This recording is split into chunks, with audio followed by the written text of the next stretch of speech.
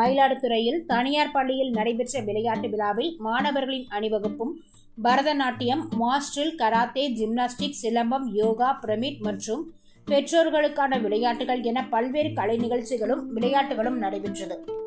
மயிலாடுதுறை மாவட்டம் மயிலாடுதுறை மறையூர் பகுதியில் உள்ள டார்கெட் எவரெஸ்ட் கேம்பிரிட்ஜ் தனியார் CBSE பள்ளியில் 13ஆம் ஆண்டு விளையாட்டு விழா இன்று நடைபெற்றது. இதில் சிறப்பு அழைப்பாளராக ADSP ஜெயக்குமார் கலந்து கொண்டு போட்டிகளை துவக்கி வைத்தார். நிகழ்ச்சியின் தொடக்கமாக ஒலிம்பிக் தீபச்சுடரை இயக்குனர் சந்திரசேகர் ஏற்றி வைத்தார். விளையாட்டு நிகழ்ச்சியில் மாணவர்களின் அணிவகுப்பும் Bharatanatyam, master, karate, gymnastic, silambam, yoga, pyramid மற்றும் பெற்றோர்களுக்கான விளையாட்டுகள் என பல்வேறு கலை நிகழ்ச்சிகளும் விளையாட்டுகளும் நடைபெற்றது. வெற்றி பெற்ற மாணவர்களுக்கும் பெற்றோர்களுக்கும் பரிசுகள் வழங்கப்பட்டது.